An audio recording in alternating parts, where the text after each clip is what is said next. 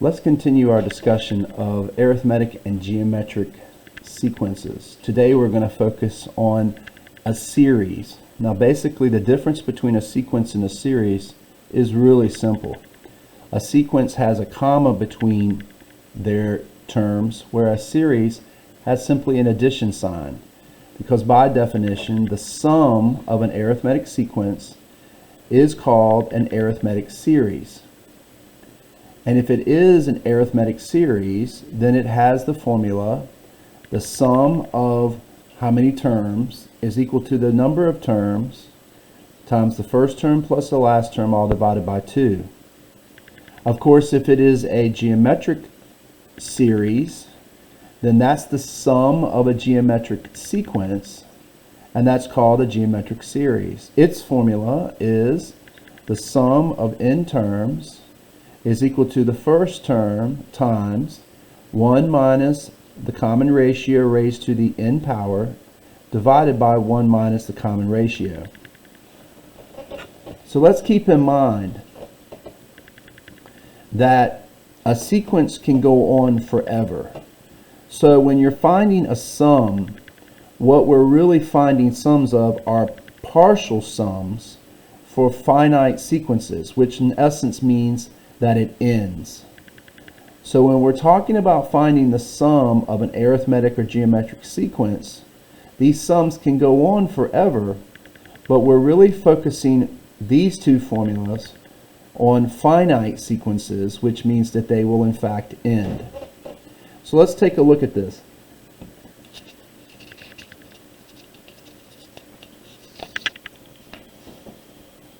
For example, take a look at problem number 1.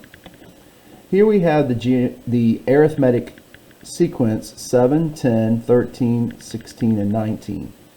That's our sequence. Notice it has commas between each term. The series is the same numbers, however there's addition signs between each term. So the difference between the notation for a sequence is commas. For a series, there are addition signs because we're finding the sum. That's the goal here. We also know it's arithmetic because there's a common difference of 3 between each term. So what if I wanted to find the sum of the 5 terms? Notice that my formula that had n there now has a 5 because there are 5 terms in the sequence. 1, 2, 3, 4, 5. I can find that sum by going through a simple process that you might want to write in your notes. You need to decide if your series is arithmetic or geometric. That's the first thing you need to decide. Remember, an arithmetic series or sequence has a common difference between each term. If it's geometric, it has a common ratio between each term. Once you've identified whether it's arithmetic or geometric, then you want to pick out the key terms, the values for each key term. For example, the first term's value is 7. A sub n is 19. In this case, it's my 5th term.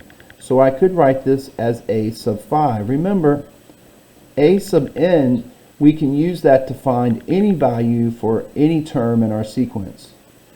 The total number of terms in our sequence is 5. So the question is, do we have enough information to be able to find the sum? Once I've got my key terms, I now want to use my formula that I've written here by substituting in my values and then simplifying.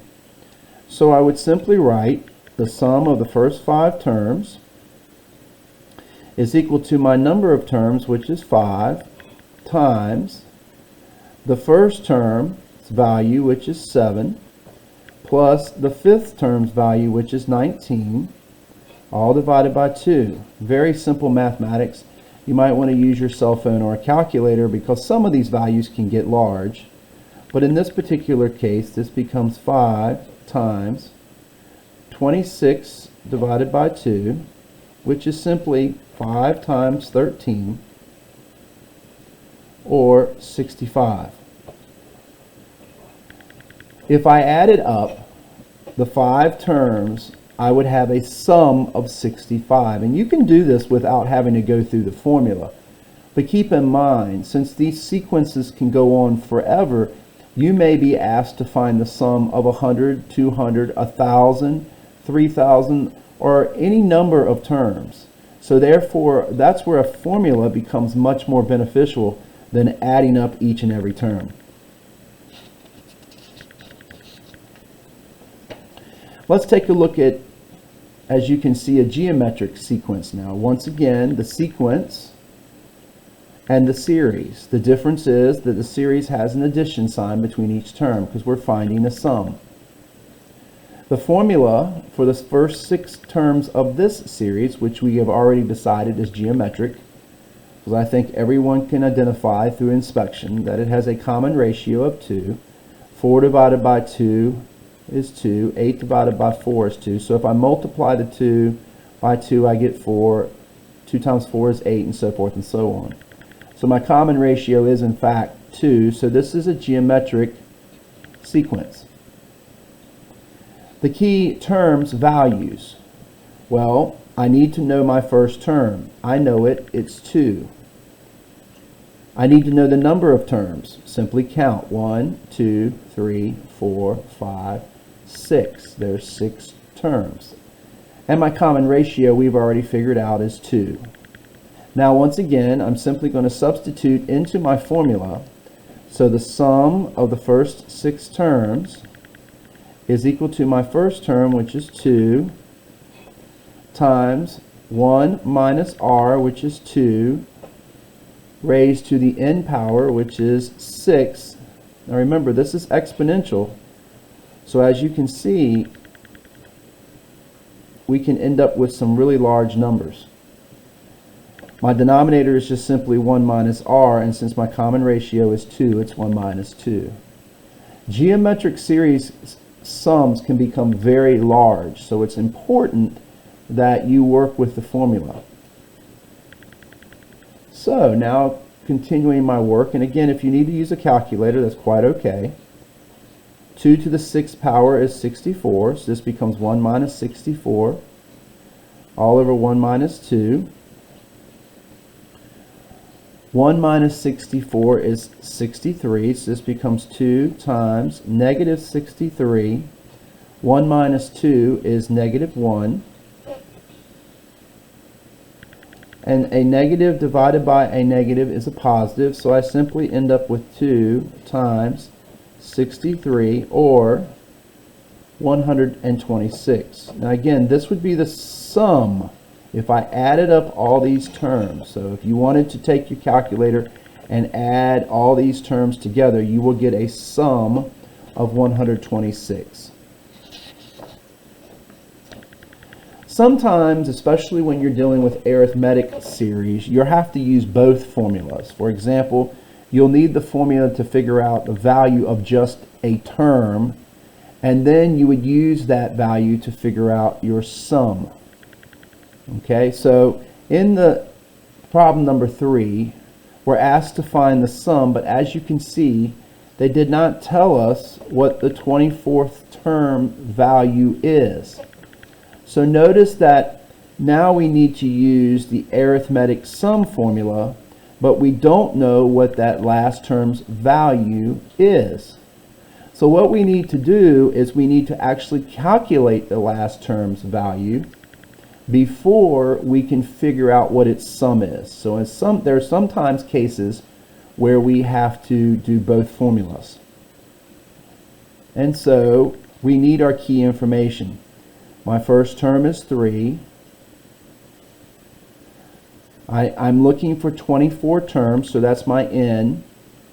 I don't know what the value of the 24th term is. I need to figure that out. So in order to figure that out, I now need to bring in d, or my common difference, because now I need to calculate the value of the 24th term so that I can substitute into my sum formula.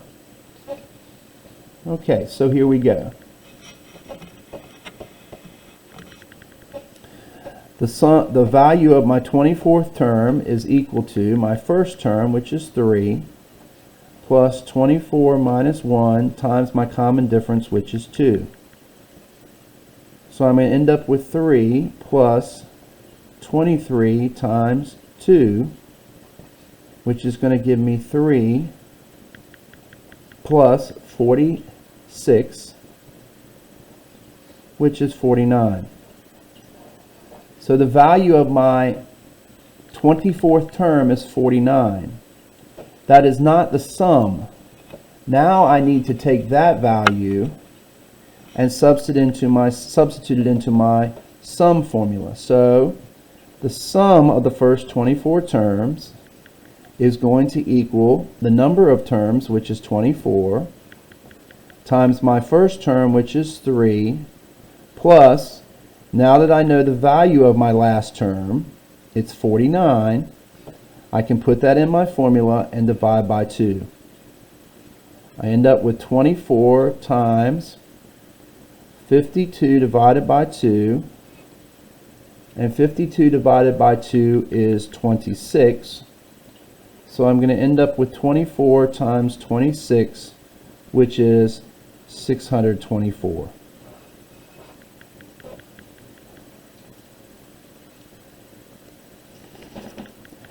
I hope this helps with being able to find the sum or the partial sum of an arithmetic or geometric series.